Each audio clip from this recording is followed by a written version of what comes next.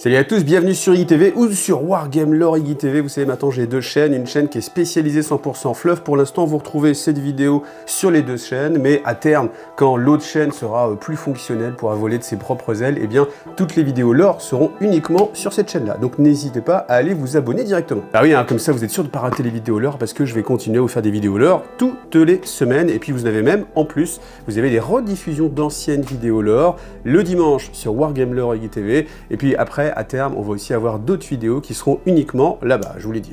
Et non, je n'ai pas oublié Gathering Storm. Gathering Storm est en cours, simplement Gathering Storm, ça demande du temps. Voilà, et comme je veux bien le faire, il faut que je prenne le temps, mais je prends le temps. De toute façon, en plus, c'est quelque chose qui s'est passé il y a presque 5 ans maintenant, donc on n'est plus à quelques semaines près. Je vous rappelle aussi, bien sûr, que si vous me suivez sur Tipeee, vous avez les vidéos en avance, et vous avez aussi les vidéos sans pub, et aussi en version podcast, c'est-à-dire que vous pouvez les écouter où vous voulez. Alors, dans cette vidéo, on va parler du Codex Necron. On va pas s'occuper du tout de la partie règle, vous vous en doutez, on va s'occuper du lore. Moi, c'est un livre que j'attendais depuis pas mal de temps.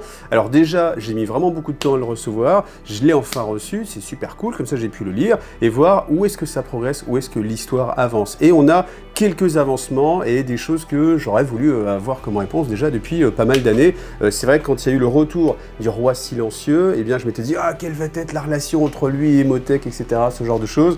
Et c'est des choses qui avancent un peu plus avec ce codex-là. Donc, première partie de cette vidéo, je vais vous faire un petit peu le résumé de qui sont les Necrons, faire une présentation un peu globale. Et puis après, on va aller fouiller un petit peu sur les choses qui changent dans cette nouvelle version et dans ce lore qui avance un petit peu. Et alors, si on dézoome en fait et qu'on prend vraiment sur une période très longue, hein, en commençant avec la V7, on voit qu'il y a une trame qui commence à se dessiner avec le Nexus Paria, ce genre de choses. Et c'est assez intéressant de voir que enfin les choses sont reprises et qu'on va reprendre des éléments de lore qu'on a déjà vus dans d'autres publications à l'intérieur en fait de ce codex. Après, ce codex, malgré tout, ça reste assez faible par rapport à ce qu'on peut trouver dans des romans, par exemple. Si vous voulez en apprendre plus sur les Necrons, je vous invite à lire les 3 romans qui sont vraiment mis en avant, donc en français en plus. Donc vous avez L'Infini et le Divin qui oppose Orican à Trazyn. Il est vraiment assez intéressant parce qu'on en apprend plus sur les mécanismes de raisonnement des Necrons, leur façon d'agir entre eux. Et puis après, Règne et Ruine qui sont aussi qui sont le même bouquin séparé en deux avec la même histoire en fait. Mais c'est vraiment quelque chose qui m'a plu parce que pour une fois avoir le lore du côté des Necrons plutôt que de voir ça toujours du côté de l'Imperium, je trouve ça hyper rafraîchissant et c'est là où on apprend vraiment énormément de choses. Alors si vous ne connaissez pas du tout les Necrons on les imagine tels que des Terminators, hein, Terminator au sens Terminator avec Schwarzy, c'est-à-dire des organismes complètement mécaniques qui sont un petit peu sans âme. Alors le lore a vachement évolué hein, sur les Necrons parce que dans les premières versions, pour ceux qui ne savent pas, on avait en fait les Cthans qui guidaient les Necrons, qui utilisaient les Necrons, et en fait vous avez les Cthans qui étaient vraiment, alors et encore, là j'ai même pas commencé par les tout début. Les tout début c'était vraiment avec juste simplement des sortes d'automates. On avait vraiment le côté égyptien plus Terminator, encore une fois, genre un T800 égyptien. On avait vraiment cette notion-là. Et puis après, quand le codex est sorti, ils ont sorti les Cthans. Et l'idée, c'était que les Cthans étaient des dieux qui contrôlaient des armées comme ça, d'automates, et qui les répandaient un peu dans la galaxie pour les conquêtes. Maintenant, le lore a beaucoup évolué. Et ça, j'ai trouvé... Alors, personnellement, j'ai trouvé que c'était un remaniement du lore qui est, alors peut-être, honnêtement, le meilleur qu'il y a eu dans Warhammer 40 000, dans tous les remaniements qu'ils ont pu faire. Celui-ci, j'ai vraiment trouvé que c'était le plus intéressant, le plus profond, et celui qui donnait vraiment la place en fait aux personnages Necrons. Avant, on n'avait pas vraiment de personnages Necrons, mais en fait, je pense que l'idée était là, hein. C'était de nous vendre en fait des personnages, Imhotep, le roi silencieux, Trazyn, ce genre de choses, et il fallait absolument que on se détache en fait du côté ce ne sont que des machines sans pensée. Donc on a gardé quand même malgré tout cet élément-là, mais il a été magnifié par l'histoire. Alors comment ça s'est passé? Au début, les Necrons étaient en fait une race biologique, hein, ça s'appelait les Necrontyres, et en fait, ils étaient obsédés par la technologie, c'était très en avance sur la technologie, ils avaient beaucoup de zones de conquête, mais c'était une race assez belliqueuse. Pourquoi? Parce qu'elle avait une espérance de vie qui était assez faible, et malheureusement, ils voulaient absolument profiter en fait du peu de temps qu'ils avaient à vivre pour conquérir le plus de choses. Ils étaient avides de conquête, avides de pouvoir, et la technologie les aidait justement à acquérir encore plus de pouvoir. Alors, on imagine que bien sûr ils ont fait des recherches pour augmenter leur résistance, pour augmenter leur durée de vie, mais que ce n'était pas suffisant. Et ce qui s'est passé aussi, c'était que comme on avait une race en fait qui était toujours en opposition, enfin je sais pas, est-ce que vous pouvez imaginer ça? C'est comme si on vivait sur la même planète, qu'on était tous à peu près compatibles génétiquement, quasiment, enfin 100%, et que on voulait quand même tous se taper les uns sur les autres, et que peut-être même on faisait, comment on pourrait appeler ça, des sortes de zones à certains endroits en disant bah non, tu ne traverses pas ma zone, tu n'es pas du tout de la même engeance que moi, il faut te détruire parce que tu ne me ressembles pas. Ouais, c'est assez dur à imaginer, mais voilà, il faut imaginer que c'était ça avec les Nécrons. Il y avait beaucoup d'histoires politiques, alors ça c'est pareil, je pense qu'on est dans l'imaginaire, peut-être que certains d'entre vous qui ont lu beaucoup de romans de science-fiction peuvent imaginer les choses, mais les instances dirigeantes s'opposaient, elles n'étaient pas d'accord, et du coup, le peuple était... Attends, je ne me suis pas trompé de vidéo, alors je suis pas sûr. Mais bon, en tout cas, toujours est-il que c'était un problème, et on avait quand même un organisme qui dirigeait un petit peu tout ça, et c'était le Triarcat, et cette entité-là, en fait, s'est dit, qu'est-ce qu'on peut faire pour unir le peuple? Et si on faisait la guerre? C'est super idée, on est vraiment dans la science-fiction, hein. Je vous dis, c'est très dur à imaginer, il va falloir faire preuve de beaucoup d'imagination, mais on peut vraiment se projeter là-dedans. Donc, tout simplement, il faut trouver un adversaire pour unir le peuple sous une bannière. C'est ce qui a été fait avec les Anciens. Les Anciens étaient la race qui prédominait dans la galaxie à cette époque-là. Et tout simplement, les Nécrons se sont dit, enfin les Nécrontyres, pardon, se sont dit, on va aller taper les Anciens, histoire d'unir notre peuple. Alors, ça a marché, étant donné que le peuple a été uni dans cette guerre-là. Simplement, c'était une guerre qui était vouée à l'échec. Pourquoi? Parce que les Anciens, ils maîtrisaient la toile. La toile, qu'est-ce que c'est? C'est un réseau pas de téléportation, mais de transport qui permet de se déplacer quasiment instantanément d'un endroit de la galaxie à un autre. Et en fait, ça permet de contrer, parce que c'est en termes de logistique hyper puissant. Donc forcément, on vous attaque à un endroit par surprise, il n'y a pas de souci, vous apparaissez avec toute votre force, parce qu'il suffit que tout soit regroupé à un seul endroit. Donc on imagine bien le pouvoir que ça peut donner. Donc les Nécrontyres étaient en train de perdre cette guerre, la guerre céleste, c'est comme ça que ça s'appelle, la guerre céleste, contre les Anciens, et ils ont découvert les Cthans, alors qu'ils s'appellent les Ingir dans leur langue, et les Cthans étaient des dieux primaires en fait, c'est-à-dire qu'on n'a pas l'image dieu du chaos qui passe à travers le warp, mais là on a vraiment une notion d'une entité qui est liée au contraire au côté matériel des choses. C'est-à-dire que autant les dieux du warp sont liés au côté immatériel, avec le warp justement, autant les Cthans étaient des... Enfin, on les appelle les Cthans, étaient ou sont des dieux qui sont reliés au côté matériel des choses. Donc ils ont une compréhension énorme, si ce n'est la plus absolue de l'univers tel qu'il fonctionne du côté matériel des choses, et ils avaient en fait une puissance colossale. Donc simplement, eux étaient ennemis des Anciens. Alors là, on peut se poser la question qui, a priori, a jamais trouvé de réponse pour l'instant. En tout cas, moi, j'ai pas cette réponse, mais c'est une piste de réflexion intéressante. On peut se demander pourquoi les Cthans sont les ennemis des Anciens. Pourquoi? Alors, moi j'ai une théorie, le côté ancien, si vous avez vu Stargate, ça peut vous donner tout de suite la réponse. On a ce côté élévation, être élevé, être qui sublime en fait la matière et qui passe à un autre degré d'existence sans pour autant aller dans le côté warp. Vous voyez, on a vraiment en fait des zones comme ça qui peuvent se séparer entre l'univers matériel et celui qu'on connaît. Ensuite, le warp, voilà, à l'intérieur, enfin à l'intérieur, à la fleur de l'eau, je dirais, entre ces deux zones, on a la toile, donc cette zone qui permet une communication, et puis après, au-delà, on a peut-être le plan de l'existence, alors je ne peux pas l'appeler divin, parce qu'on a des dieux de un petit peu de tous les côtés, mais ce plan de l'ascension qui est au-delà de la matière.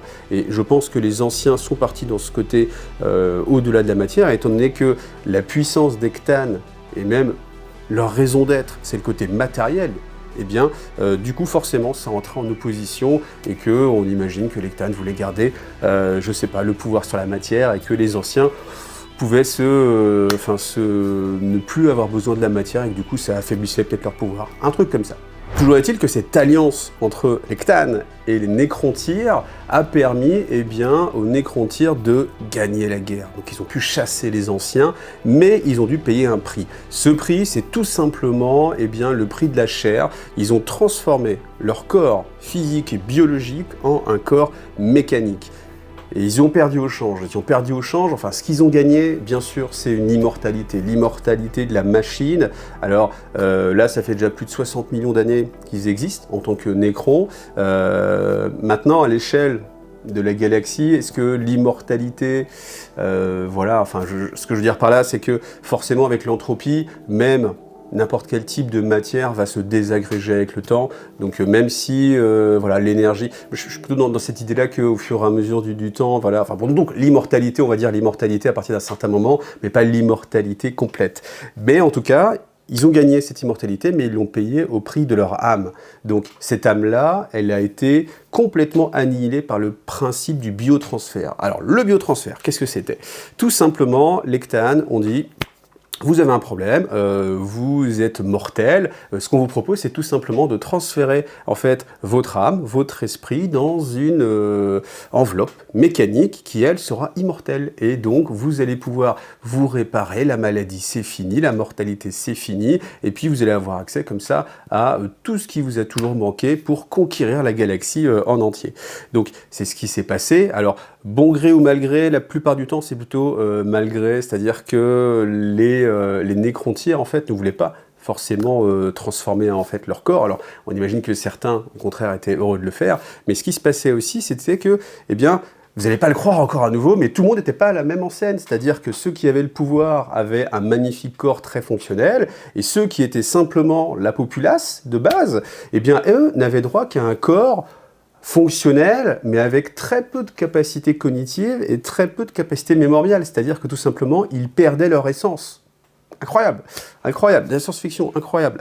On en rigolera moins dans je ne sais pas combien d'années, on verra. Mais en tout cas, mais c'est ce que j'aime aussi avec ce codex, avec les Nécrons, c'est qu'on peut retrouver quand même des parallèles et puis une projection qui est assez intéressante. Allez, une autre parenthèse, si vous avez connu le lore d'AT43, AT43 vieux jeu de chez Confrontation, il y avait les Terrianes, et les Terrianes, c'était tout simplement l'évolution de l'humanité, ça ressemblait un petit peu aux Nécrons, et je trouve ça amusant de voir ces liens-là et de se dire que c'est quelque chose qui est totalement possible. Donc bien sûr, les Nécrontyres se sont aperçus que le biotransfert, eh ben, c'était cool quand on était bien placé, quand on était simplement une personne normale, eh bien on allait être simplement un esclave des Cthulhu, un esclave des hauts dirigeants, donc forcément, certains y allaient à reculons, voire certains ne voulaient pas y aller. Donc il y a eu toute une époque un peu de purge, en fait, où on avait les arches fantômes, qui sont encore utilisées maintenant, qui sont les transports de jeu. À l'époque, elles étaient utilisées... alors, dans un premier temps, elles ont été créées, en fait, pour s'occuper des morts. Donc tout simplement récupérer les corps et les mener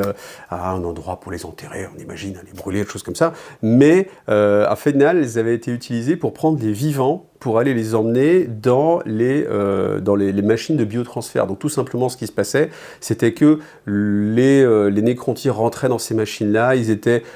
la notion qu'on a, c'est un peu brûlé, donc vous voyez vraiment comme du... voilà, donc vous voyez l'idée. Donc c'était brûlé, et en fait, toute l'énergie qui s'en dégageait, elle était absorbée et elle nourrissait les Cthulhu. Donc les Cthulhu, en fait, se délectaient de tous ces Nécrontyres qui venaient voilà, se transformé, et après sortait un automate plus ou moins, un Nécron, alors suivant sa classe, il était plus ou moins évolué, mais avec peu de libre, enfin peu, même c'est pas peu, c'est aucun libre arbitre pour tout ce qui est guerrier Nécron. Guerrier Nécron, c'est le niveau 0, donc simplement ils sont là pour obéir, ils peuvent se défendre si on les attaque, mais on est à un niveau vraiment très très faible. Alors après, bien sûr, l'avantage de cette immortalité, c'est de s'auto-réparer, ça c'est une capacité qu'on a chez les Nécrons, c'est que, eh bien, leur corps maintenant mécanique peut s'auto-réparer avec... alors il y a plusieurs systèmes, déjà ils ont un système où l'énergie en fait qui est à travers leur corps permet aux matériaux en fait de se reconstituer. Il y a aussi de la nanotechnologie, c'est-à-dire qu'on a des nanoscarabées, donc des petites machines qui viennent rebricoler, et tout ça, ça permet de rendre évidemment le corps beaucoup plus résistant. Dès qu'il y a un choc, un impact, un membre brisé, eh bien ça va se reconstruire, et puis il y a comme ça la possibilité de remanier en fait les choses. Si jamais même un Nécron ne peut pas être réparé de lui-même, que ce soit par les nanoscarabées ou que ce soit par son énergie propre, eh bien il est téléporté directement dans une crypte, et à ce moment-là, les cryptech, donc c'est-à-dire les mécanos, s'occupent de son corps pour essayer de le réparer, donc on imagine avec des engins plus lourds, et si jamais, et on ne peut pas le réparer à ce moment-là, alors après on peut imaginer, enfin on peut se demander pourquoi, peut-être qu'on peut imaginer qu'il y a simplement une sorte de puce, voilà, schématiser ça comme ça, une puce qui contient vraiment l'essence même de la conscience en tout cas, et que cet élément-là est détruit, ne peut pas être restauré, il y a tout simplement, voilà, le guerrier est jeté, et puis on passe à autre chose. Ce qui est assez intéressant, je le dis là, parce que j'ai peut-être peur de l'oublier plus tard, c'est que les tétrarques, c'est-à-dire ceux qui dirigent vraiment les nécrons, n'ont rien à faire de leurs guerriers. C'est-à-dire que les guerriers qui sont leur peuple, au final, eh bien, ils les considèrent comme dispensables. C'est-à-dire que peu importe les pertes en guerriers, ça n'a aucun intérêt. Donc, ça, c'est quelque chose qui est vraiment très important, et ils privilégient même les machines aux guerriers nécrons. C'est-à-dire que, par exemple, un monolithe, voilà, va avoir une valeur bien plus grande que, peu importe, une phalange complète de nécrons, de guerriers nécrons, peu importe, ça a vraiment pas de poids. Ça, c'est quelque chose d'important, on en reparlera. Alors, pour avancer un petit peu dans cette histoire, donc l'alliance avec l'Ectane leur a permis, eh bien, de vaincre les anciens, ils ont réussi à s'en débarrasser, mais malgré tout, ça les a beaucoup affaiblis, et en même temps, Zarek, qui était le roi du Triarcat, donc vraiment le number one de l'Empire Nécron, eh bien, a trahi l'Ectane. Alors, c'est pas lui qui a commencé, c'est l'Ectane qui ont commencé à bouffer son peuple aussi, donc c'est normal, quoi.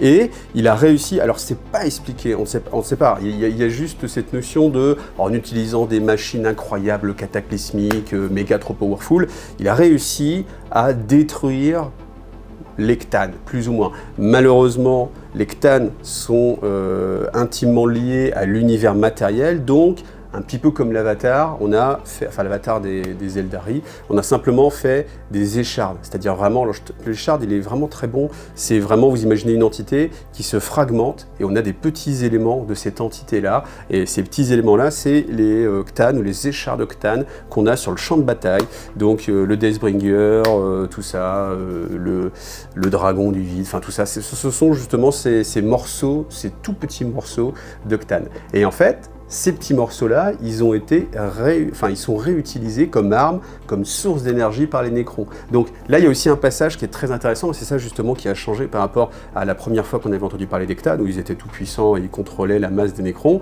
Là, eh bien, Zarek s'est vengé, l'histoire a changé, donc du coup, il a, à la fin de la guerre, ou au milieu de la guerre, une fois que la guerre était gagnée, qu'il n'avait plus besoin en fait des Ctanes, il les a fragmentés, pour pouvoir simplement après les utiliser comme des piles, c'est très intéressant.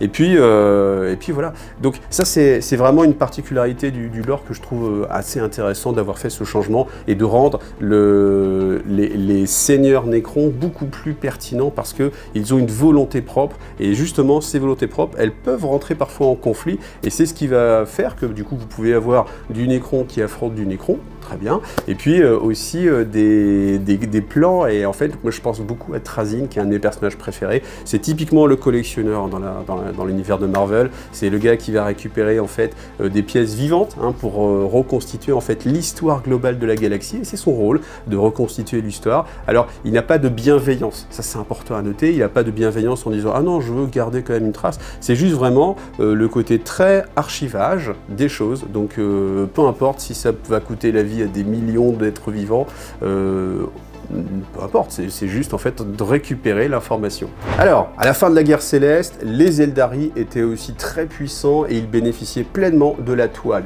Et avec la fragmentation justement des Ctanes, eh bien les nécrons ont senti que le temps était peut-être venu de se mettre un petit peu en recul parce qu'on avait battu les anciens, par contre leurs enfants, les Eldari, ces peuples qu'ils avaient créés, eh bien allaient peut-être prendre le dessus et que ça allait être un petit peu compliqué. Donc simplement, ils ont lancé un protocole où toutes les forces nécrons se sont mis en stase, donc pendant 60 millions d'années. Les cités, les vaisseaux spatiaux, tout ça a été caché aux yeux surtout des Eldari, parce que les Eldari, depuis toutes ces années, en fait, eux, ils cherchent absolument à retrouver les tombeaux et à détruire en fait le maximum de nécrons pendant qu'ils sont endormis. Ça, c'est une chose qui est très présente dans le lore et qui est vraiment leur motivation. On est vraiment des ennemis très très forts entre les Eldari et justement les nécrons. Donc ensuite ce qui s'est passé c'est que le peuple nécron a disparu de la surface de la galaxie, ce qui a permis en fait à d'autres espèces émergentes de prendre le pas, typiquement l'humanité, voilà, et ou l'empire des orques ou ce genre de choses, et Zarek, lui, a jugé bon de ne pas aller en stase, mais simplement il a quitté notre galaxie à la recherche d'autre chose. Alors, il a en fait quelque chose de très émotionnellement chargé. Zarek en fait se sent coupable de ce qu'il a infligé à son peuple, parce qu'il est conscient bien sûr que son peuple n'existe plus, il y a simplement les nobles, c'est-à-dire ceux qui ont eu la chance d'avoir un corps qui permettait une bonne retranscription de leur psyché, de pouvoir continuer à exister sous une autre forme, mais bien sûr, tout le peuple, eh bien, lui n'existe plus, ce ne sont plus que des automates, donc voilà, le peuple Nécron a plus ou moins péri sous le joug d'Ectane et avec justement les manigances du roi silencieux. Il s'en sent coupable, très coupable, donc du coup il s'est exilé de lui-même, de cette galaxie, et pendant 60 millions d'années, eh bien, il a erré dans les étoiles. Alors, ce qui est assez amusant, c'est que là on en apprend un petit peu sur ce qu'il a fait. Il y a plusieurs hypothèses. L'hypothèse numéro 1, c'était vraiment qu'il a été dans une autre galaxie. Dans cette autre galaxie, il a rencontré les Tyrannides, il a vu que les Tyrannides avaient triomphé de cette galaxie-là et qui revenaient du coup pour protéger bien, les Nécrons. Mais cette hypothèse-là, elle est invalidée en fait par ce codex, et ça c'est vraiment un élément très neuf, parce que c'était une hypothèse qui était la plus communément admise. Là en fait, alors on n'a pas une grosse explication, mais malgré tout, il y a des éléments qui nous disent que ce n'est pas ce qui s'est passé. Qu'est-ce qui s'est passé? Quand il a été dans cette autre galaxie, donc en fait, on n'emploie pas, en fait, tout est très imagé. C'est-à-dire qu'on a tout un texte où on parle de manteaux d'existence. Les manteaux d'existence, on peut les considérer comme des âges, en fait. Le premier manteau, c'était quand ils étaient des nécrontyres. Le deuxième manteau, c'est quand il s'est exilé. Le troisième manteau, c'est quand il revient. Et il y a un quatrième manteau. Le quatrième manteau, c'est quand ils se seront émancipés de la matière. Voilà. Alors, petite pause, je vous rappelle que cette vidéo est sponsorisée par vous qui me soutenez sur Tipeee. Donc, si vous avez envie d'être un sponsor aussi de la chaîne, me permettre de continuer, eh bien, vous avez le lien ici qui s'affiche sur le Tipeee. Ben, moi, c'est comme ça que je gagne ma vie, c'est comme ça que je peux continuer à vous faire ce genre de vidéos pour vous passiez un bon moment en compagnie du Lord Warhammer 40 000 ou la découverte de tout un tas d'autres jeux. Voilà. Et puis, pensez à vous abonner aussi à Wargame Lore TV si vous n'avez pas été déjà. Donc, c'est pareil pour la galaxie. On nous dit par-delà les étoiles, et ce qu'il a fait, en fait, donc on peut que l'imaginer, mais en tout cas, il n'y a pas de notion de il a rencontré les dévoreurs de monde. Les dévoreurs de monde ont encore une fois mangé une galaxie, donc ils sont venus sur la Voie lactée, et Zarek vient pour protéger la galaxie. Ce n'est pas vraiment ça. Par contre, ce qui est certain, c'est qu'il a triomphé, il a connu la gloire, il a connu le pouvoir, la renommée dans ces mondes au-delà de la galaxie, et qu'il a forgé pour son peuple un paradis. Ça, c'est très intéressant. Alors, qu'est-ce qu'on peut imaginer? On peut imaginer que dans cette zone-là, à dehors de la galaxie, il a triomphé il a su peut-être unir les différents peuples qu'il y avait. Alors après, c'est là où c'est soumis vraiment à interprétation, parce que qu'est-ce qui s'est passé? Est-ce qu'il y avait qu'une seule espèce dominante? Comment lui seul... Alors, est-ce qu'il était parti avec plein de Pokéballs et puis pour balancer des monolithes, des milliards de monolithes, je ne sais pas, ou des arches fatidiques, enfin, je ne sais pas ce qu'il pouvait avoir, bon, pas arche fatidique, mais arche du jugement dernier, enfin, tout l'arsenal Nécron qu'on peut imaginer qui tenait dans sa poche. C'est aussi ça la technologie Nécron, hein, parce qu'en fait, ils ont des dimensions de poche. Hein, techniquement, donc des Pokéballs, ou alors des capsules Corp, vous appuyez, vous les lancez, puis vous avez une armée complète qui apparaît, donc ça peut être pratique pour faire des guerres, parce que sinon on se dit il part tout seul, qu'est-ce qu'il va faire tout seul? Ça va être assez compliqué. Maintenant, donc il a réussi à connaître l'honneur. Alors l'honneur, je pense que c'est forcément par rapport à d'autres espèces qui lui rendent cet honneur, en fait. C'est-à-dire que il a pu apparaître comme un sauveur ou une sorte de dieu dans cette autre galaxie, et que il a connu l'honneur, c'est-à-dire qu'il a été reconnu comme l'entité divine suprême de cette galaxie, et qu'il a forgé peut-être un royaume, tout simplement. Enfin, c'est l'idée vraiment qu'on a. Donc, le côté les tyrannies ont tout mangé, je pense qu'on peut vraiment la mettre de côté. Bon, voilà, en tout cas pour l'instant, en tout cas avec ce qu'il y a dans ce codex-là, mais ce qui est certain, ça c'est certain, c'est que Zarek a créé un royaume pour son peuple en dehors de la galaxie. Donc voilà, ça c'est l'élément certain. Après maintenant, on peut l'interpréter comme on veut. Et là, faites-vous plaisir en commentaire, c'est encore tout l'intérêt de ces vidéos, c'est de se faire plaisir dans les commentaires. Donc là-dessus, maintenant qu'on est sur ce postulat, il est revenu en fait. Et là, il y a l'éveil justement des Nécrons. Donc les Nécrons se réveillent. Pourquoi? Eh bien, parce que la galaxie est en danger. La galaxie est mise en danger par les forces du chaos. Donc les forces du chaos, qui sont du warp, elles aussi, elles sont naturellement l'anathème des Nécrons. Parce que les Nécrons, eux, n'ont pas de comment dire, eux, c'est vraiment l'aspect matériel des choses, ils n'ont pas de pouvoir psychique, ils ont des pouvoirs, mais qui sont donnés par la science, par la physique, et pas par le moral ou la psychique. Et en fait, forcément, le chaos, ça va à l'encontre de ça. Alors, d'ailleurs, c'est quelque chose qui est assez intéressant, c'est que les nécrons, malgré leur compréhension immense de l'univers et de la physique, de son fonctionnement fondamental, ont du mal à comprendre les pouvoirs psychiques. Hein, on a l'impression qu'on est avec les taux, mais étant donné que c'est complètement étranger à eux, on a l'impression qu'ils ne comprennent pas, en fait. Et il y a un passage qui est assez important, c'est que Zarek, on nous dit que son but, c'est d'inverser le biotransfert. Et comme, au final, c'est le roi silencieux, celui qui est censé unir tous les nécrons, celui qui, en termes de... si on donnait les échanges, je pense que c'est lui qui a le plus de chances d'unir absolument l'ensemble des nécrons. Après, on peut imaginer que Trazy va nous faire un petit truc. Alors, je ne suis pas sûr qu'il en ait envie non plus, mais on peut imaginer qu'il y a toujours des petits ressorts scénaristiques qui vont changer les choses. Mais là, en tout cas, tel que c'est parti, la dynastie de Zarek va englober à terme tous les nécrons, et sa vision à lui, c'est inverser le biotransfert. Inverser le biotransfert, c'est-à-dire faire passer les âmes des nécrons, ce qu'il en reste, dans des corps biologiques. Et il y a plusieurs choses, là par contre c'est assez détaillé, il y a vraiment beaucoup de choses qui sont détaillées là-dessus, et elle nous parle de Xerath. Alors Xerath, si vous avez vu ma vidéo sur, alors comment ça s'appelle, Paria, tout simplement, je crois que ça s'appelle Paria, la série sur Warhammer+, eh bien c'est typiquement ce dont on vous parle. Xerath, l'illuminateur de Xerath, lui, il est l'architecte du biotransfert, c'est-à-dire qu'il a reçu les connaissances de la part d'Ectan, mais c'est lui qui a mis en œuvre, créé les machines pour transformer le nécrontyre en nécron. Et en fait, c'est son obsession, mais lui, en fait, n'y voit qu'une étape.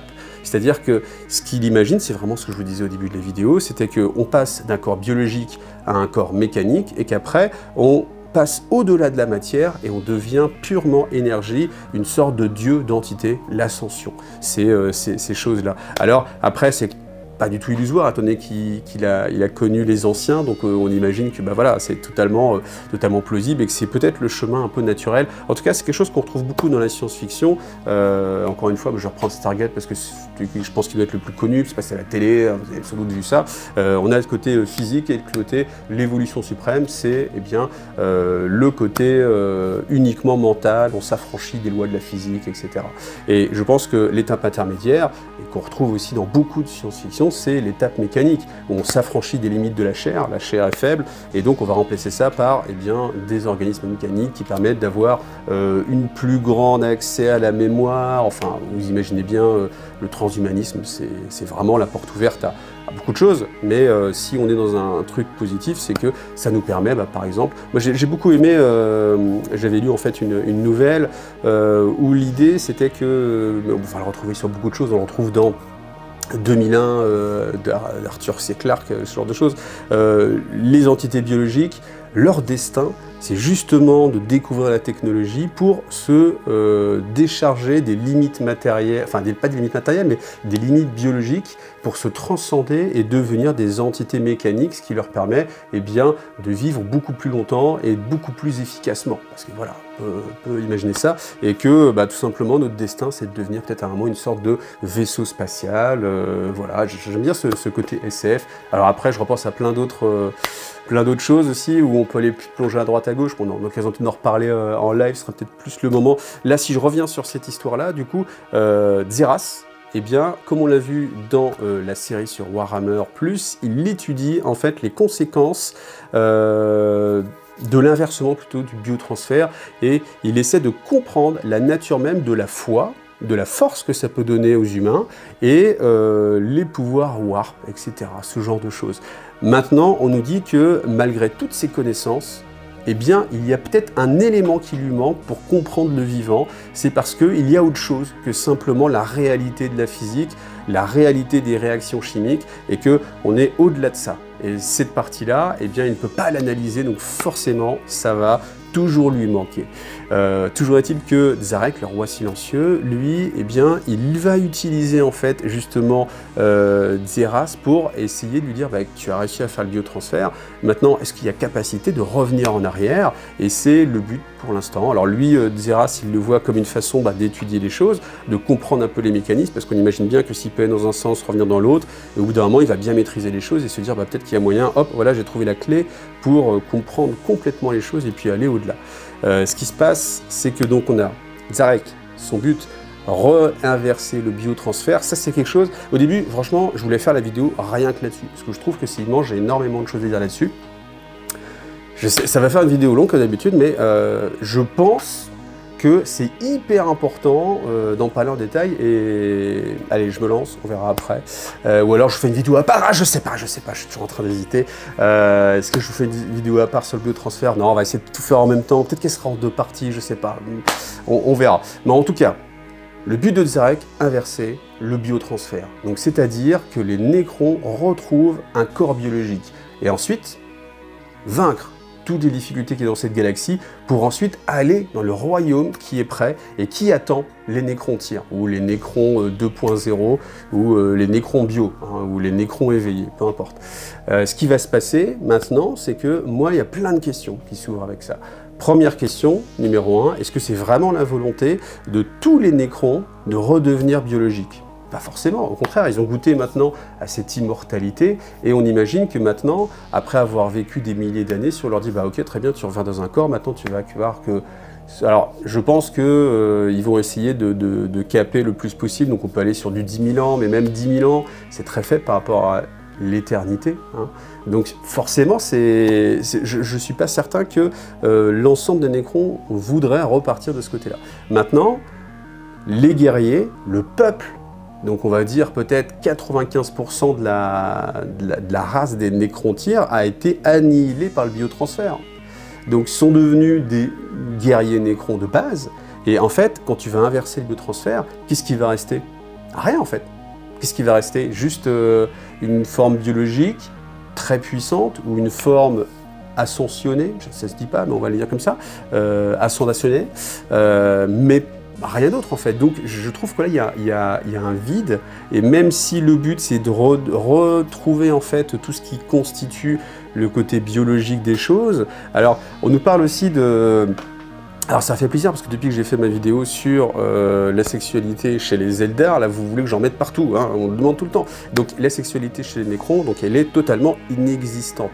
Ils se sont complètement affranchis des besoins matériels, donc manger, respirer évidemment, se reproduire. Voilà. Donc ces besoins-là n'existent plus et pour eux ce n'est qu'une distraction. Ce n'était plutôt qu'une distraction, donc ils n'ont pas de volonté de le refaire. Ah oui, donc il n'y a plus de volonté sexuelle justement. Et parce qu'à un moment donné, on avait discuté, on s'était dit ben oui, mais en fait quand tu es une machine, au final, si tu as toujours ces pulsions-là, eh bien au final, tu n'as pas besoin forcément de quelqu'un d'autre. Et puis même, tu n'as besoin de rien, hormis lancer un petit programme, une sous-routine qui dit « donne-moi du plaisir », hop, voilà, ça y est, orgasme, et c'est bon. Enfin, le besoin est comblé. Alors certes, c'est moins charmant que la réalité vous connaît, mais en tout cas, ce besoin, si on parle en termes de besoin, c'est ça qui est intéressant, c'est un besoin qui est comblé. Le besoin de se reproduire, il n'existe pas, étant donné qu'il n'y a pas de vocation de transmission. Alors après, c'est quelque chose peut-être qui pourrait être là malgré tout, parce que si vous êtes parent, vous savez que transmettre des choses à ses enfants, c'est quand même une des grosses richesses de la vie, et je pense que ça va au-delà que simplement le fait de se reproduire et puis d'avoir fait un enfant. Et cette idée-là, je pense qu'elle doit exister pour les tétrarques qui veulent peut-être enseigner quelque chose, faire en sorte que quelqu'un soit meilleur, etc. Enfin, vous voyez, toute cette notion-là, elle est complètement absente des choses, même je pense que ça devrait exister malgré tout. Je pense que c'est... Ou alors, peut-être que je me fourvoie, mais en tout cas, peut-être que c'est quelque chose qui, moi, en tout cas, enfin, peut-être que je suis un peu trop romanesque sur cette chose-là, mais ça devrait exister. Voilà.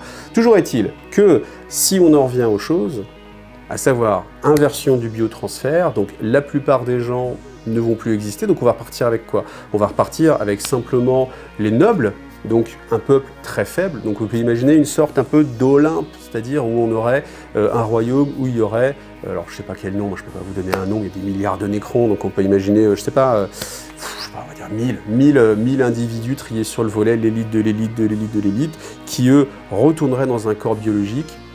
Hein, parce qu'on n'est pas encore sur l'ascension. En fait, c'est ça la différence entre Zarek et Xerath. Zarek, le roi silencieux, lui, il veut retourner dans un corps biologique, et Xerath, lui, veut aller au-delà, et devenir une sorte de dieu. Donc là, je pense qu'il pourrait y avoir en plus affrontement entre les deux. Bon, on part très très loin, je pense que ça n'arrivera jamais de façon dans le lore, hein, mais bon, c'est le but de ces vidéos, c'est là où on peut se faire plaisir, c'est qu'on peut aller au-delà du lore, et au-delà de ce qui n'existera jamais dans l'historique de Warhammer 40 000.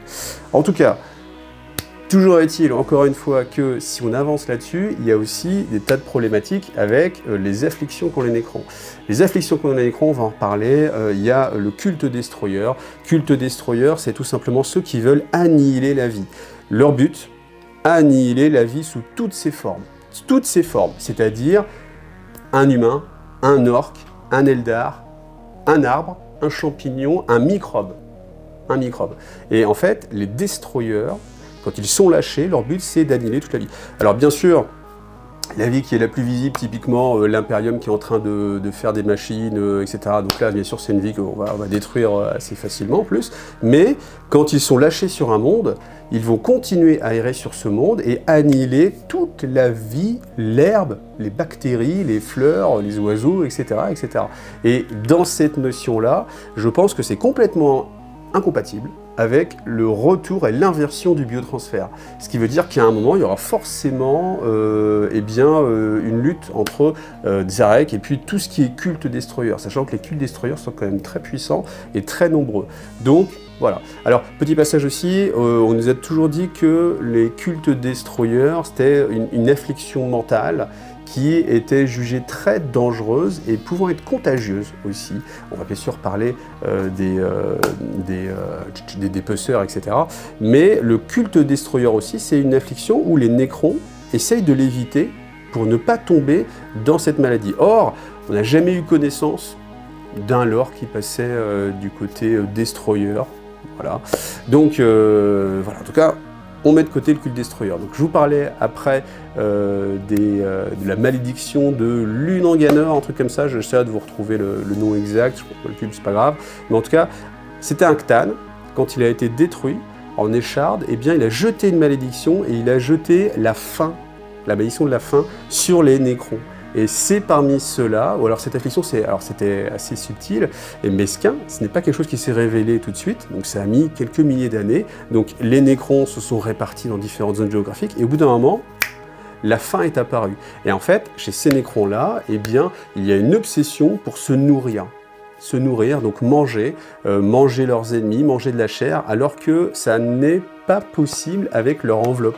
C'est-à-dire que leur corps ne peut pas assimiler des nourritures, bien évidemment, et même manger, en fait, c'est simplement, ils prennent, en fait, ils mangent comme si, enfin, ils ont la capacité à bouger leur mâchoire, mais en fait, la viande tombe simplement sur eux, donc le sang coule sur eux, et en fait, ce sont tout ce qui sont les dépeceurs, encore une fois, et ça, par contre, c'est une affliction qui est très contagieuse, et justement, on en parle pas mal dans Ruines et Règne, voilà. Donc, c'est romans que je vous conseille de lire, si vous voulez avoir vraiment plus de détails sur El Culte Destroyer, et voilà, cette malédiction là. Et pourquoi je vous en parle, c'est parce que bien sûr, dans le biotransfert, ça va créer des problèmes. Donc ça veut dire qu'il y a quand même toute une part du peuple Nécron qui va être mis de côté. Donc c'est pour ça que ma théorie, c'est vraiment que le but de Zarek, c'est vraiment de garder simplement l'élite dirigeante et faire un peu de politique juste entre eux. Alors, est-ce que maintenant, ça serait sympa de dire, tiens, on prend, si on se projette encore à l'imagination débordante, si on prend tous les hommes politiques de tous les pays, on les met ensemble dans un endroit en disant c'est le paradis, est-ce que ça va le rester longtemps? Bon allez, je ferme la parenthèse sur le biotransfert et sur Zarek, on va parler des autres personnages. Alors, c'est vrai qu'en termes de règles, il n'y a plus de traces de Enrakir le voyageur, de Obyron, etc. Donc, on s'est dit, ah, peut-être qu'ils vont disparaître et que les personnages n'existent plus. Mais non, ils ont leur place, ils ont leur petit chapitre, on va dire, au sein du codex. Donc Enrakyr le voyageur, lui, en fait, simplement, il voyage. Donc on l'appelle le mendiant, en fait, tout simplement, parce qu'il voyage de monde nécron en monde nécron pour tout simplement éveiller le plus possible de nécrons. Parce que tout le monde ne s'est pas éveillé en même temps, les protocoles de réanimation ou de réveil des mondes ne sont pas forcément déclenchés partout au même moment, et en fait, ça crée beaucoup de problèmes, parce qu'en fait, ce qui se passe, c'est que à un moment donné, peut-être que je vous parle de ça, ce sera peut-être plus clair, Zarek, donc le roi silencieux à nouveau, il avait le contrôle absolu, il y avait des protocoles de commande sur l'ensemble des nécrons. C'est facile, on peut l'implanter directement en lui, donc vous avez tous une puce de contrôle, et tous, ils obéissaient, la nation nécron dans son ensemble, obéissait à Zarek. Zarek, quand il s'est exilé, il a détruit ses protocoles. Ce qui fait que maintenant, tous sont plus ou moins libres, mais en étant liés malgré tout avec des couches hiérarchiques. Donc on a des couches hiérarchiques, on va avoir les guerriers nécrons, les immortels, etc., etc. Vous mettez plein de couches. On va avoir après tout ce qui est cryptech, tout ce qui est un peu savant, et puis après on va avoir les nobles. Et les nobles, on a les dynastes, les tétrarques, etc. Et il y a cette échelle de commandement où le tétrarque va avoir le pouvoir sur les nécrons qui lui sont inféodés et inférieurs. C'est un pouvoir quasiment absolu. L'idée aussi, c'est que, étant donné que c'est que des machines, de toute façon, ils ne vont pas se rebeller. Par contre, les nobles, qui sont un peu sous son contrôle, mais un peu en ayant gardé justement leur velléité de pouvoir, eux, eh bien, ils vont essayer toujours de faire des jeux d'alliance. Donc il y a tout le temps des manigances. Au sein, en fait, des nécrons, on va retrouver ce qu'on trouve au sein de l'Imperium, qui peut y avoir au sein de, j'imagine, n'importe quelle société un peu politisée, où on va avoir toujours des luttes d'influence. Et c'est très présent dans les nécrons. Et donc, pour en revenir à Enrakyr, le voyageur, lui, son but, eh bien, c'est de faire en sorte que toutes les dynasties s'éveillent. Alors oui, les dynasties, peut-être que je peux vous en parler, c'est tout simplement, en fait, des familles nobles. On va appeler ça des dynasties. Et ces dynasties, on verra bien sûr des groupes, des zones d'occupation. Maintenant, en 60 millions d'années, la galaxie a un petit peu évolué, donc des zones se sont fait détruire, d'autres sont fait assimiler, d'autres sont fait conquérir, parce que ce qui se passe aussi, c'est que typiquement, vous êtes dans un jeu politique où vous faites égal à égal avec votre rival, vous vous réveillez, ah tiens, mon rival, il est en train de dormir. Ouais, on va aller voir ce qu'il fait. Ouais, il dort. Attends, si j'appuie sur le bouton, là, je vais formater son esprit, il va m'obéir. Ouais, ça a l'air pas mal, ça, c'est pas mal. Et donc, voilà ce qui se passe. Et Enrakyr, son but, c'est de réveiller le plus de nations possibles pour éviter justement cette déstabilisation, mais en même temps, c'est juste les jeux politiques. Donc, ensuite, qu'est-ce qui se passe? C'est que quand il arrive dans un monde, eh bien, il va l'étudier et il va lui-même s'arroger les protocoles de commandement. Donc, il va utiliser, en fait, alors c'est ce qu'on appelle le programme maître, c'est-à-dire le programme principal du monde nécropole qui contrôle plus ou moins toutes les entités, même jusqu'au dirigeant le plus haut de ce monde. Et en fait, il va garder le contrôle de tout ça. Donc là, en fait, on a un passage qui est en mode assez narratif. Donc, il a réveillé un monde, ce monde s'est réveillé, il s'est vu attaqué par, je sais plus, je crois que c'est des orques, peut-être, je ne suis même pas sûr, je suis même pas sûr qu'ils disent, voilà. Mais ils ont lutté, les forces d'Enrakyr pour protéger, en fait, ce monde, allié au monde qui s'est réveillé. Et puis après, il se présente simplement, demande audience au tétrarque suprême. Le tétrarque suprême n'est pas réveillé, on lui dit qu'il a d'autres choses à faire, d'autres affaires plus importantes. Lui-même sait qu'il n'est pas encore réveillé, parce que c'est lui qui a réveillé tout le monde, voilà. Et il arrive et il dit, bon voilà, je vous ai aidé, maintenant je demande mon tribut c'est tout simplement des guerriers, des vaisseaux, donnez-moi de la force pour pouvoir me permettre de continuer mon combat, parce que bien évidemment dans ce combat j'ai perdu des forces, remplacer ces forces que j'ai sacrifiées pour vous, pour que je puisse aller faire de même dans d'autres mondes nécropoles. Alors bien sûr, on lui dit, non mais t'es qui toi? Pourquoi tu demandes ça? Tu crois que tu peux demander ça comme ça? Mais t'es qui toi? Et en fait, Enrakyr, bien sûr, il dit, écoutez, si vous voulez pas la jouer de façon diplomatique, je vous rappelle que simplement, je peux, rien qu'avec une petite pichenette mentale, détruire tout votre monde. Donc simplement, on va gagner du temps, donnez-moi ce que je demande, je vais m'en aller, je vais aller réveiller d'autres mondes, et puis comme ça, je vous laisse tranquille. Et voilà. Mais donc, Enrakyr est toujours là, et il a quand même cette mission. Alors cette mission qui fait contre l'aval des nécrons eux-mêmes, mais malgré tout qui est positive pour l'ensemble de la société nécron, parce que plus évidemment il va réveiller de monde nécron, plus ils seront nombreux. Chose très importante, c'est que les nécrons sont des milliards, ils sont énormément répandus, et que s'ils se réveillent tous, ça va être sans doute, alors c'est toujours difficile parce qu'on ne peut pas avoir de vrais chiffres, mais une force colossale, quasiment inarrêtable. Là, le seul avantage que les espèces actuellement encore vivantes, alors on va dire surtout les humains et puis les orques, je pense, parce que les Eldari sont tellement en fin de vie que ça n'a pas beaucoup d'impact. Qu'est-ce qu'on va avoir d'autre? Les taux, ils sont à peine existants, donc c'est une petite loupiote dans la galaxie, pas changer grand-chose. Qu'est-ce que j'oublie? Les tyrannides, c'est vraiment tellement différent qu'on va même pas s'en occuper.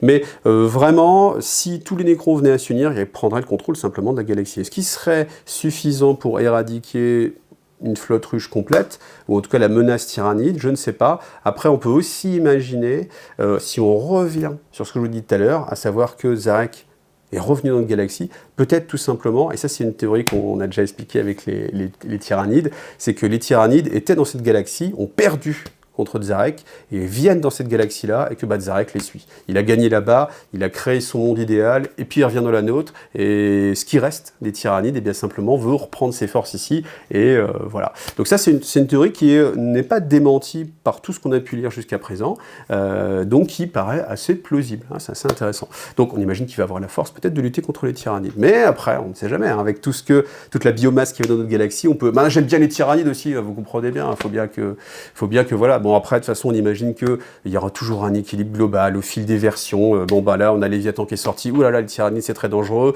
En V9, c'était les Nécrons. Donc, ouh là là, les Nécrons, c'est très fort. Et puis, on imagine que dans la prochaine version, alors je sais pas encore ce qui va sortir, mais si on imagine que, je sais pas, c'est les taux vont gagner un truc incroyable, etc., ça va s'appuyer. Ou le chaos, parce que c'est souvent le chaos. Alors, c'est ça le problème des taux, en fait. C'est un peu comme les Votann aussi, dont j'ai pas parlé. C'est des forces tellement mineures pour l'instant que, alors mineures pour les Votann, pas mal, que forcément, ils ne vont pas avoir un poids important. Maintenant, je ne doute pas que quand il y aura une boîte de base qui aura avec ces figurines-là à l'intérieur, eh bien là, ils vont retrouver en fait une force assez prédominante. Alors, pour ceux qui n'aiment pas les délires, on part un petit peu loin dans le lore et qu'on imagine des choses, on va faire un peu plus terre à terre et je vais vous expliquer un petit peu tout ce qui peut constituer le peuple Nécron ou l'armée Nécron, en tout cas maintenant. Chose très intéressante à noter, c'est que même s'il y a plusieurs unités combattantes, il y a les canoptèques d'un côté et les forces Nécron de l'autre. Les canoptèques, qu'est-ce que c'est? C'est tout simplement les mécarachnides, les scarabs, tout ce genre de choses. Ce sont des servants, donc ce sont des IA, des intelligences artificielles, asservies aux Nécrons. Maintenant, ce ne sont pas vraiment des intelligences artificielles telles qu'on peut l'entendre, c'est-à-dire qu'ils n'ont pas de propre volonté, ils ont simplement des programmes à accomplir, et qu'ils accomplissent en fait ces programmes. Mais c'est assez important de noter qu'il y a ces deux entités. Encore une fois, je vous le rappelle, même si on s'en doute bien, un tétrarque très noble, vous imaginez très arrogant, ne va rien avoir à faire de ces scarabs, de ces mécarachnides, etc. Il n'a pas non plus de préoccupations pour son peuple, hein, on l'a noté aussi. La seule chose, c'est les machines. Pourquoi? Parce que les machines sont le pouvoir. Ça, c'est assez important à noter. D'ailleurs, ce qui est assez important à noter aussi, c'est que les Nécrons sont en quête, un peu comme les humains, sont en quête de leur pouvoir perdu. Parce qu'à une époque, eh bien, ils avaient des armes colossales, ils ont des armes qui ont réussi à détruire des dieux, qui sont les Cthans, des dieux matériels qui eux-mêmes ont réussi à détruire les anciens, donc on imagine bien. Maintenant, ils ont perdu. Alors, comment se fait-il? On ne sait pas, la clé a été perdue, hein, c'est toujours les petits ressorts scénaristiques, en mode la puissance colossale éveillée, qui s'est endormie plutôt, et voilà, qu'il faut essayer de retrouver. Si on les retrouve, ça va tout changer, pour mettre toujours un peu de pression scénaristique, mais dans les faits, je ne sais pas pourquoi ils l'ont perdu.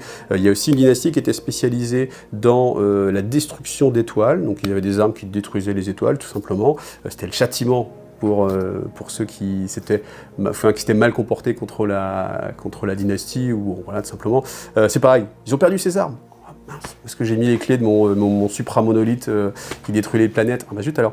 Et voilà, et donc le jour, c'est pareil, où ils les retrouveront. Et bah voilà.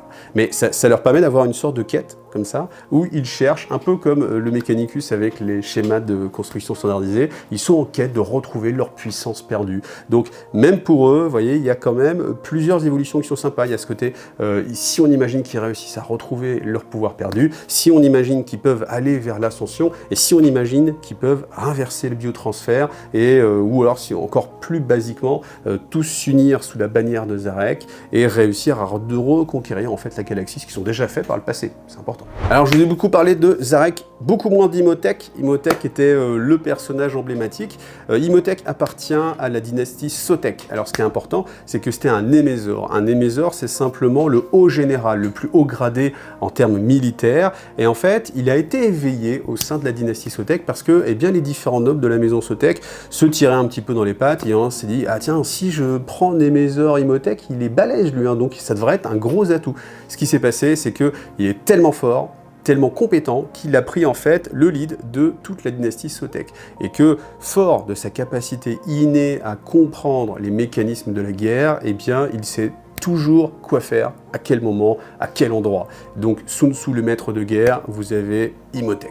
Imhotep, lui, il a une volonté aussi, c'est eh bien d'unir sous son contrôle l'ensemble des Nécrons. Et c'est ça qui est important, parce que moi, c'est ce qui m'a toujours poser question, c'est quelle va être la réaction d'Imhotep avec le retour de Zarek. Et Zarek, il est revenu il y a 2 codex à peu près, si je dis pas de bêtises, hein, et il n'y avait rien en fait, il y avait juste, bon ben voilà, voilà. Et en fait, là je me disais, et donc là on a plus de choses, mais en fait, pas beaucoup plus. Pas beaucoup plus, parce qu'on en apprend un peu plus vraiment sur la volonté de Zarek, et là il faudrait que je parle après des matrices nodales contra immaterium, Nexus Paria, mais en tout cas sur Imhotep on apprend aussi beaucoup de choses. Donc on sait sa façon de fonctionner, donc il va essayer de lutter pour retrouver, enfin lui, alors c'est pas une question de retrouver parce qu'il n'avait pas ce pouvoir là avant, mais en tout cas conquérir le plus de monde. Ce qui se passe simplement, c'est que soit vous rejoignez la dynastie Sotek, soit vous êtes annihilé par la dynastie Sotek. Le fait est que Imhotep sait que pour l'instant, il n'a pas le pouvoir de lutter contre Zarek. Pourquoi? Parce que Zarek, on ne sait pas pourquoi, mais si ce n'est qu'il a accès au meilleur du meilleur, eh bien, les combattants de Zarek sont plus puissants. Les armes de Zarek sont plus puissantes. Il a une meilleure capacité, donc forcément, à jeu égal, Imhotep ne va pas l'emporter malgré ses compétences extrêmement élevées. Donc pour l'instant, eh bien, il décide de s'ignorer gentiment. Donc on sait qu'Imhotep est ouvertement opposé à Zarek, c'est-à-dire qu'il l'a traité en fait de lâche qui s'est enfui de la galaxie pour après avoir fait ce qu'il a fait à son peuple, il s'est enfui dans la galaxie, c'était voilà. Maintenant il est revenu. Très bien, il n'en pense pas moins, Imhotep, mais il ne va pas ouvertement engager la guerre contre Zarek, parce qu'il sait que ce serait sans doute sa perte. Donc ce qu'il fait, c'est qu'il va continuer à se renforcer, à se renforcer, à se renforcer. Zarek, de son côté, on imagine que lui, il a bien vu le jeu d'Imhotep, mais simplement, ce qu'il se dit aussi, c'est que pour l'instant, j'ai le contrôle, c'est beaucoup plus simple de dégommer juste Imhotep, plutôt que d'aller chercher tous les tétrarques et les dynastes, et puis à chaque fois les unir et leur dire « Hey, toi tu veux? Oui, ok, bon, ok. Toi tu veux? Oui, non, ouais, ok. Toi aussi? Ouais, ok, non, tac. » Alors que si Imhotep fait ce travail-là, de rassembler en fait le peuple Nécron, et qu'après il y a juste ces 2 grosses entités, eh bien lui, Zarek, s'il a encore le lead, il arrive, il englobe une seule entité, et ça y est, on a gagné le boulot. Donc je pense que c'est vraiment le plan. Après Imhotep, bien sûr, il doit s'en douter, mais lui, il n'a pas le choix. Il peut aller que en avant, il peut que grossir, donc pour essayer de rattraper en fait son retard, et il va falloir se méfier, essayer de cacher justement les atouts qu'il pourrait avoir par rapport aux autres. Alors je vous ai parlé des matrices nodales contra immaterium, qui ont plusieurs noms en plus là-dedans, ça c'est le seul que j'ai réussi à retenir, sinon on va les appeler les Nexus Paria. Donc ça c'est intéressant, pourquoi? Parce que c'est là où justement le lore de ce bouquin rejoint le lore qu'on a déjà eu dans Éveil Psychique. Ça tombe très bien, parce que si vous êtes abonné à Wargame Lore et Guide TV, en ce moment je vous remets les vidéos de l'éveil psychique, donc ça permet de remettre en fait le contexte, et même si le lore dans ces vidéos-là n'avait pas été très loin, en tout cas on mettait en place les éléments, on mettait en place qu'est-ce que c'est qu'un Nexus Paria. Tout simplement, les Nécrons ont une grande capacité de contrôle sur la Noctilite. La Noctilite c'est typiquement les pylônes de Cadia, et on a bien vu que quand on casse les pylônes de Cadia, eh bien l'œil de la terreur s'ouvre et on a au final une cicatrice maledictum. C'est dire si les pylônes ils sont pas là pour rien. Et en fait, les Nécrons ils ont cette capacité de créer, comprendre ces pylônes. Et donc, ils en créent de nouveau. Donc, en fait, il y avait un conclave de cryptech, je ne vais pas trop rentrer dans les détails, mais en fait, il y avait un conclave de cryptech qui commençait donc à avoir beaucoup de pouvoir et de connaissances scientifiques. Ça a fait peur à Zarek. Zarek les a muselés. les a enfermés, et en fait, avec son retour, il les a libérés en disant « bon, je vous libère, par contre, vous bossez pour moi ». Donc c'est ce qui se passe, et en fait, tous ces cryptechs-là sont en train de créer un réseau à travers toute la galaxie, donc de pylônes, ou voilà, de nexus, de matrices qui permettent en fait d'annihiler tout ce qui est warp. Donc qu'est-ce qu'on a? On a une grande difficulté à voyager dans le warp, ça tombe bien, parce que les Nécrons, eux, n'utilisent pas la technologie warp. Alors, je le dis là, mais en fait, eux, ils ont accès à une capacité de déplacement physique qui dépasse vraiment l'entendement de toutes les autres races et qui est presque aussi rapide que le déplacement à travers le warp sans utiliser le warp. Voilà. Et c'est même c'est un déplacement non inertiel, c'est-à-dire que en fait, il n'y a même pas d'accélération en fait, c'est simplement une sorte de téléportation, même si c'est pas présenté comme de la téléportation, c'est voilà des sortes de sauts à travers l'espace, voilà, bon, peu importe, on ne sait pas comment ça marche, donc on va l'imaginer, mais en tout cas, ils ont cette capacité-là. Donc, pour eux, le fait qu'on puisse plus voyager dans le warp, c'est un avantage énorme, parce que les orques voyagent dans le warp, les Eldar, bon, travaillent à la toile, mais voilà, si on imagine que bon, les Eldar s'en fichent un petit peu. Par contre, l'Imperium, le chaos, qui sont les forces qui sont vraiment très présentes, et bien justement, on va pouvoir s'en débarrasser, parce qu'ils ne vont plus pouvoir aussi communiquer. Vous imaginez, enfin c'est évident, mais s'il n'y a plus de communication, c'est très difficile de coordonner une attaque sur un front galactique, donc forcément, c'est pas bon. Alors que les Nécrons, ils s'en fichent, parce qu'ils communiquent par d'autres biais, etc. Donc, c'est très puissant pour eux, et surtout, ça va complètement annihiler aussi le chaos, parce que le chaos est une menace pour les Nécrons, mais les Nécrons, eux, déjà, sont incorruptibles par le chaos, ça c'est formidable. Surtout, ils ne dégagent pas de rayonnement warp, donc ils ne peuvent pas alimenter les dieux par leur conflit. Et à l'inverse, si on enlève tout ce qui est psychique, et bien le chaos va s'étioler et ils vont gagner comme ça, tout simplement. Alors, ça a un impact sur tout le monde, c'est-à-dire que ça a un impact, ça je vous l'ai expliqué dans Nexus Paria, ça a un impact aussi sur, en dehors du chaos, sur simplement des humains, parce que notre foi, notre énergie, notre volonté, notre âme, tout simplement, est liée en fait à cette chose-là, c'est quelque chose qui est du même acabit que le warp, et forcément, quand le warp décline dans un endroit, eh bien, notre volonté diminue, et ce qui se passe, c'est qu'on va trouver en fait, eh bien, simplement l'humanité, les humains, ou d'autres races, qui en fait perdent tout esprit combatif, et là je parle d'esprit combatif parce que nous avons à 40 000, mais qui perdent même toute volonté, toute envie, tout besoin, toute volonté d'exister, et deviennent un peu des coques vides, et qu'au final, leur enveloppe biologique continue de vivre, de remplir ses fonctions mécaniques, mais le côté mental disparaît. Ça, c'est encore plus intéressant pour les Nécrons. Pourquoi? Parce que c'est là où on va retrouver justement Xerath qui fait ses expériences et qui va comme ça regarder les réactions des différentes enveloppes biologiques, les récupérer. Il n'y a plus d'âme à l'intérieur, donc on peut faire des petits traficotages. On peut essayer de réinjecter, on ne sait pas comment, des âmes Nécrons ou des programmes Nécrons à l'intérieur pour essayer de réinverser le biotransfert.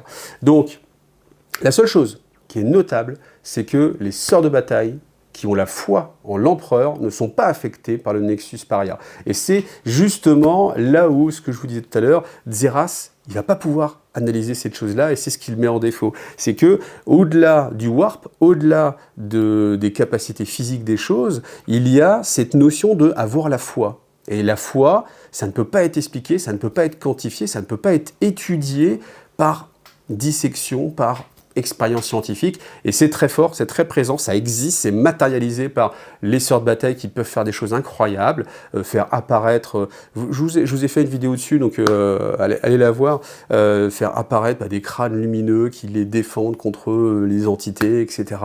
Vous voyez, des choses qui ne sont pas psychiques en fait, qui ne sont pas des pouvoir magique, voilà, donc c'est vraiment quelque chose qui met en défaut les Nécrons, et justement Zarek s'occupe de ça et se dit, bah tiens, c'est bizarre parce que les humains ont cette capacité-là, cette fois, je ne la comprends pas, mais ça peut poser un problème, donc il faut s'occuper des humains, donc pas de chance, mais les humains vont être vraiment dans le viseur de Zarek. Alors là où on va faire un dézoom, justement, c'est qu'on se dit maintenant, quelle va être la réaction du chaos? Bah oui, Abaddon, son but, il était très content, on a ouvert la cicatrice malédictum, maintenant, il y a des zones comme ça où le warp recule ou voire n'existe pas avec, alors c'est là la zone Néphilim pour l'instant, qui est dans une partie de la galaxie, mais il y a d'autres points qui sont comme ça, qui pop, où justement Zarek construit des machines, et puis bah voilà, ça pop, ça pop. Bien sûr, c'est défendu par des nécrons, donc ça va être difficile aussi pour le chaos d'arriver à passer cette défense-là. Et puis, bah, on peut imaginer qu'on peut arriver à un moment donné où ça va être le contraire, l'inverse, et on va passer de la galaxie avec quelques ouvertures warp à ce qu'on connaît maintenant, à savoir la cicatrice maledictum, et à un moment, peut-être l'inverse, avec un déclin complet de tout ce qui est warp, et se retrouver uniquement avec des zones où, justement, ça peut être intéressant pour faire grandir, en fait, les taux, par exemple, ou les votanes. Vous voyez, des factions comme ça qui, là, sont clairement dessous par rapport aux autres. Et bien, comme elles ne reposent pas sur le warp, peut-être qu'à un moment donné, on peut dire le warp disparaît, donc l'impérium très compliqué pour eux, le chaos très compliqué pour eux. Ça permet de les mettre de côté, et ça permet à des civilisations plus technologiques, justement, qui ne dépendent pas du warp, de grandir, de s'épanouir et de retrouver un statu quo au bout d'un moment avec on a cassé tout le réseau paria, et puis voilà. Parce que ce qu'on imagine bien, c'est que la volonté, c'est de créer un réseau complet qui va englober la galaxie et empêcher le warp de communiquer avec la galaxie matérielle, et voilà, et fin de l'histoire. Donc voilà où on en est maintenant. Là je vois que j'arrive à les 1 heure de vidéo, donc ça va être le bon moment d'arrêter. Après, bah, il y a d'autres petites civilisations, enfin d'autres dynasties qui existent. Il y a d'autres personnages qui sont assez intéressants. On peut parler d'Orican. Allez, Orican, je l'aime bien, parce qu'Orican, en fait, c'est une sorte de... comment dire, de devin. C'est-à-dire qu'il analyse en fait les choses et il arrive à déterminer quels sont les bons choix à faire. Donc on peut imaginer que c'est une sorte d'Eldrad Ultran, hein, si on peut faire des copier-coller, version Necron. Maintenant, il y a vraiment une chose qui est importante, c'est qu'il a plusieurs capacités. Ça, je l'ai dit parce qu'on m'a dit, mais non, c'est Orican, il a que la capacité à voir dans le futur. Mais non, moi je maintiens, j'affirme, Orican, il a aussi la capacité à profiter des énergies célestes. Les énergies célestes, c'est-à-dire un alignement de planètes qui le transcende et qui lui donne une plus grande capacité, peut-être une sorte d'ascension. Et je pense que parmi tous les Nécrons, c'est lui qui est le plus proche de l'ascension. Voilà, et je pense que, alors j'appelle ça l'ascension, mais je crois que c'est jamais été appelé comme ça hein, dans le lore de Warhammer 40 000, simplement l'image que je vous donne parce que c'est facile de repérer les choses, et voilà, de dire, voilà, les Nécrons c'est une sorte de Terminator, voilà, c'est facile, c'est dans l'imagerie collective, on comprend bien. Donc cette ascension-là, je pense qu'encore une fois, Orican, c'est celui qui en est le plus proche, qu'il a peut-être déjà atteint, mais sans pouvoir maintenir cette forme-là, parce que dans le roman, justement, L'Infini et le Divin, où il est opposé à Trazyn, on voit qu'il y a certains moments où il a pu accomplir cette ascension, mais que ça n'a pas duré, et parce que la forme n'est pas stable, etc. Maintenant, bah voilà, c'est encore une piste d'évolution pour les Nécrons, une preuve que c'est possible. Ça me rappelle un petit peu Méphiston, vous voyez, Méphiston qui a réussi à transcender chez les Blood Angels la soif rouge. Là, c'est un peu la même chose, on vous dit, mais c'est possible de transcender cette étape-là. Donc regardez, il y en a un qui a réussi, voilà, bon alors c'est le seul, c'est l'unique, mais ça donne en fait la capacité à tout le monde de se projeter et de se dire, si je fais suffisamment d'efforts, si je fais ce qu'il faut, je peux moi aussi atteindre cet état. Bon, pour conclure, je trouve que c'est très intéressant ce qu'ils ont fait du lore Nécron maintenant, et autant à une époque, les Nécrons, c'était des machines décérébrées guidées par l'Ectane, on avait fait le tour du lore, c'était plat au possible. Là, ils ont quand même fait quelque chose de très structuré. Je trouve que c'est intéressant. Je trouve qu'on peut vraiment s'attacher. Et moi, c'est ce que j'ai fait. Hein. Moi, les Nécrons, c'était vraiment, à un moment, je me disais, je jouerai jamais Nécron, hein, aucun intérêt. Là, le fait que ce soit plus personnifié comme ça, vous voyez, Trazyn, c'est un de mes personnages préférés dans l'univers de Warhammer 40 000. Donc, grosse victoire à tous les scénaristes du lore de Warhammer 40 000. Bravo les gars, vous avez bien joué. Et les filles, peut-être des filles aussi qui scénarisent tout ça. Toujours est-il que ça s'arrête là, parce qu'on n'a pas plus d'évolution. Ce qu'on a vraiment, c'est l'intégration de ce qui a existé, à savoir ce qu'on a trouvé dans Psychic Awakening, je sais plus comment ça, l'éveil psychique en français, eh bien, a été intégré maintenant au lore. Donc on a vraiment ces Nexus Paria qui existent, c'est vraiment la problématique qu'il y a en avant. Donc j'imagine que toutes les futures histoires de Warhammer 40 000 vont s'appuyer sur ces éléments-là. Là, c'est vraiment intégré.